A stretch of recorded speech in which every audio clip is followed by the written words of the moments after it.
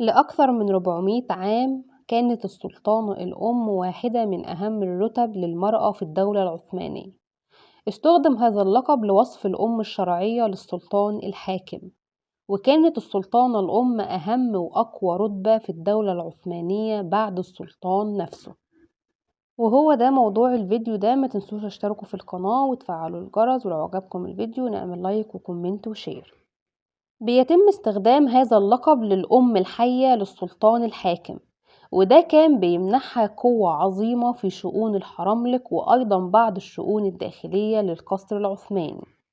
ومع ذلك بيمنح السلطان سليم الثاني لقب السلطانة الأم لأخته السلطانة مهرمة، ودي كانت الحادثة الوحيدة التي حصل فيها أحد أخوات السلطان على لقب السلطانة الأم.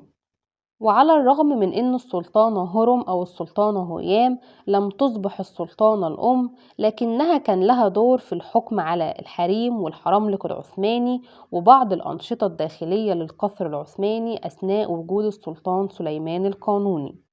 طيب ماذا تعني كلمة السلطانة الأم لفظيا؟ السلطانة الأم هي دليل على القوة والسلطة. بالنسبة للأسلاف العثمانيين قبل القرن الستاشر، كانت كلمة خاتون بتستخدم للإشارة للنساء، وكلمة بيج بتستخدم للإشارة للرجال. في وقت لاحق بيبدأ استخدام لفظ سلطان وسلطانة للإشارة لأعضاء الإمبراطورية العثمانية للنساء والرجال. أول من حصلت على هذا اللقب هي حفصة سلطان، زوجة السلطان سليم الأول ووالدة السلطان سليمان القانوني.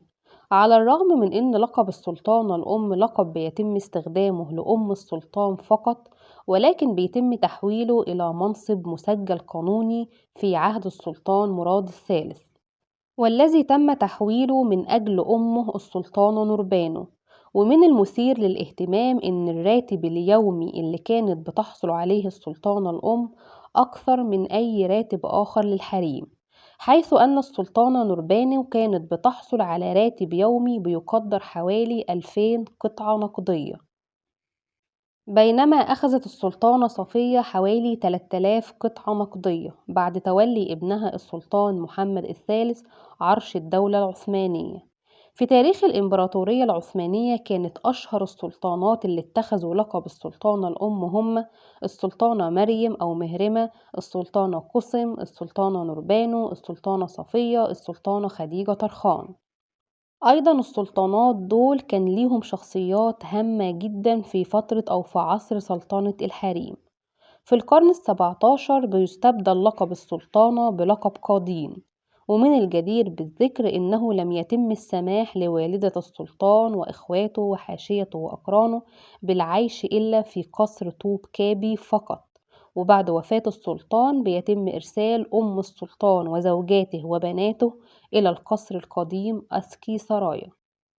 وكانت السلطانة الأم بالإضافة إلى إنها الرئيسة الشرفية للحرملك كله صاحبة أرفع منزلة في الحريم، ولها نائبة تسمى خازن دار أستا، ومهمتها الرقابة والإدارة وتدبير النفقات. وكانت أيضا بترافق السلطان في زيارته للحريم، وإذا ماتت الوالدة خلفتها في مكانتها.